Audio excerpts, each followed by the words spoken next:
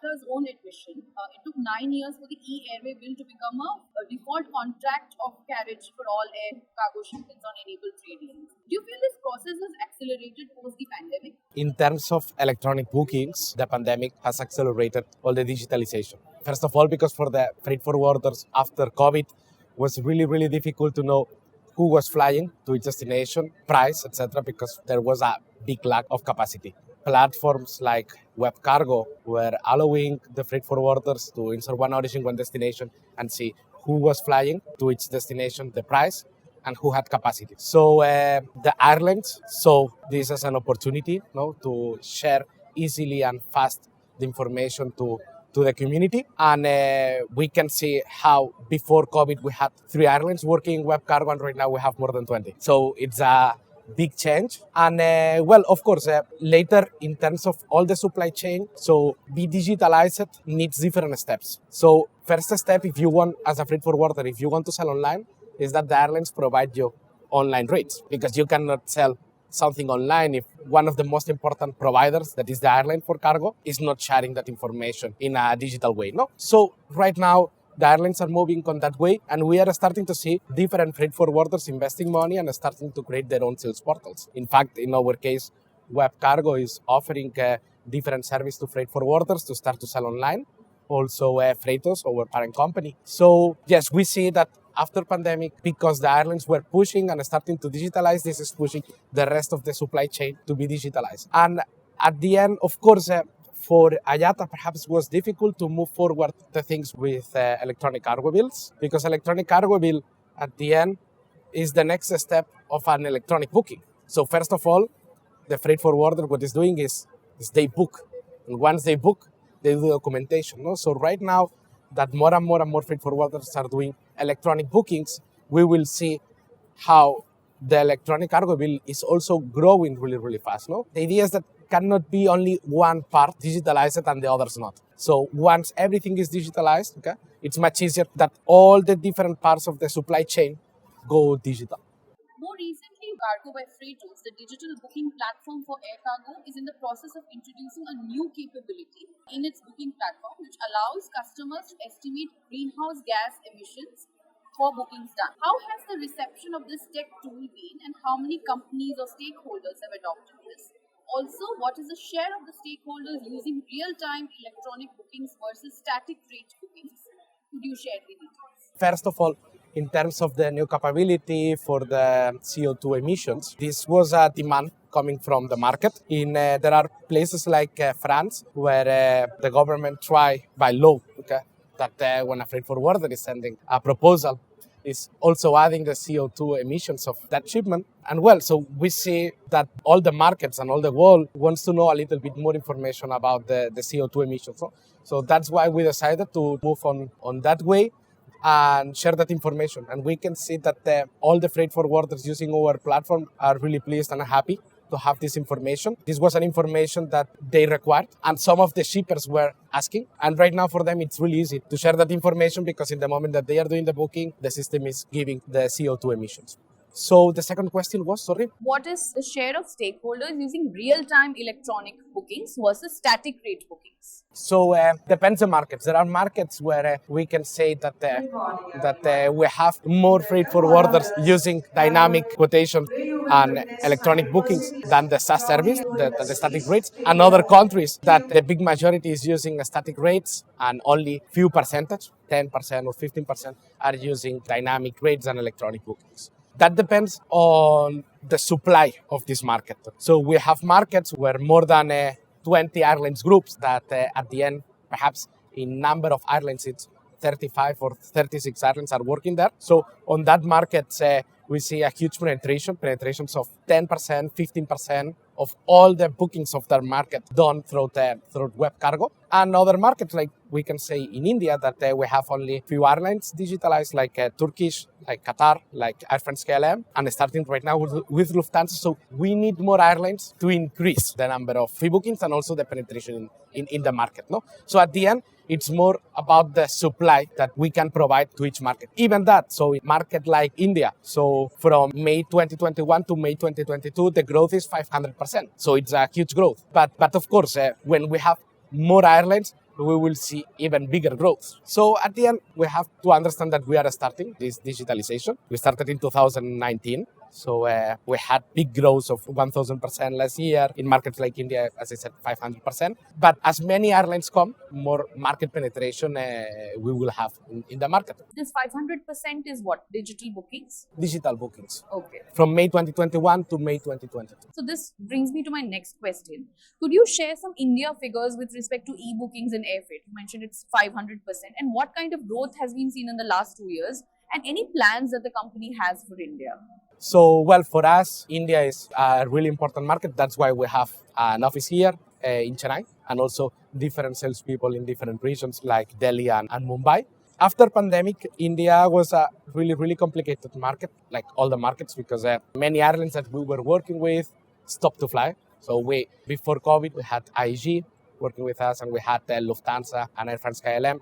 They more or less stopped all the flights. So we had some really weak months, but later was coming Turkish, was coming Qatar, and the European airlines coming back. And well, that's why we saw big growth from May 2021 to May 2022. And we hope to bring more carriers to India and see a big growth.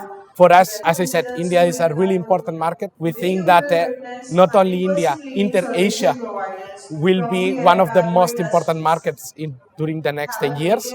And Inter-Asia, I think that will be the market with more growth in terms of kilos moved between India to Vietnam or Vietnam to Japan. So that's why we think that from WebCargo perspective, being India a key part to be successful in the future. Could you repeat the bit about India, what you said, how important is a market India is for you? So for us, India is a key market. Yeah. And as I said, we invested having our own team here. And so we only have to see the population of this market. So the incredible possibilities of the Indian market for the next 10 years. And as I said, not only the Indian market, it's also all Asia, no? What is around India, no? We have Thailand, Vietnam, many countries growing also really, really fast. And well, our idea is that from our base in Chennai, we can offer the service not only to India, also to the rest of Asia. Towards the end of 2021, you mentioned that WebCargo, which is a unit of Freightos,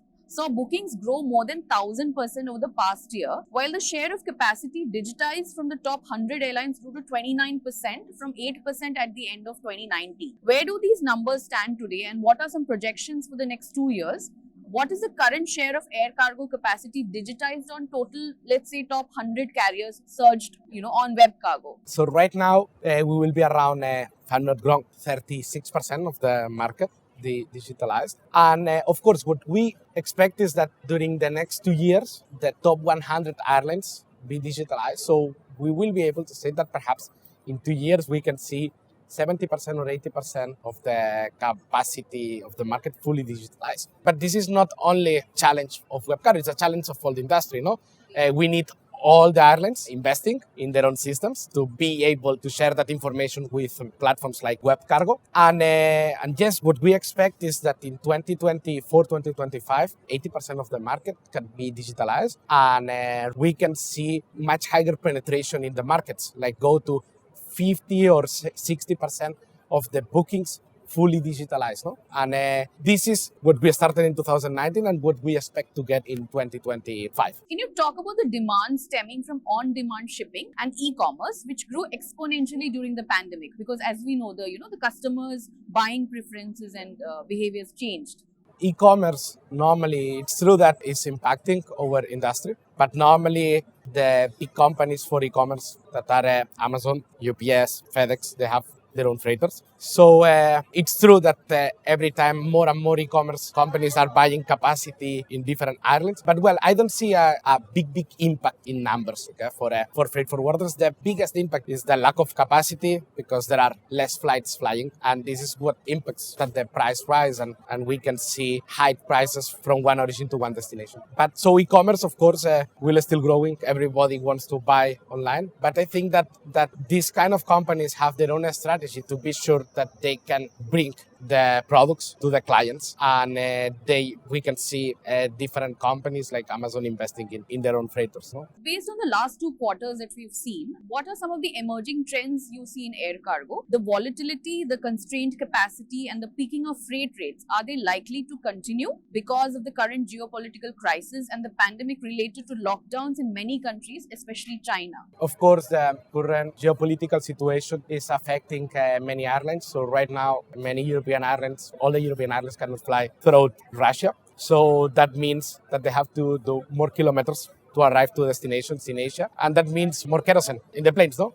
And more kerosene means less cargo, no? So less cargo means that the prices will go up or are going up. Furthermore, the current situation in China is really not helping. We can see the pictures of the ports in India for ocean completely collapsed.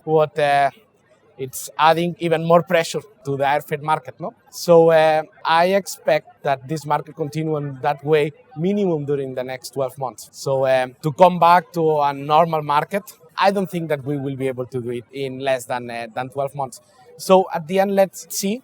But because at the end, nobody knows the future, okay? But from my point of view, so the prices really high during the next 12 months. We need to see more people flying again. So that means that the airlines will resume more and more flights. And this will increase the capacity for cargo. But until we don't see that, so more tourists around the world, and the airlines don't resume more flights, we will continue stuck, I think, on capacity for air freight. And furthermore, if we're still seeing big ports in China and other parts of the world collapse, it's also adding more pressure to the air freight market. Manuel, any key announcements with regards to your company that you would like to make? Today we announced that Freightos is merging with Gesher to become a public company, so through the SPAC. And that's amazing news. Okay, that means the hard work of all the teams of WebCargo and Freightos during the last 10 years. And it's really, really exciting to be on the way to become a public company. This will mean that we will raise around 80 million of euros to invest in the digitalization of all the air freight market and the ocean market. And I'm really excited for that. Not every day, you can say that your company is on the way to become public. So it's really, really exciting news.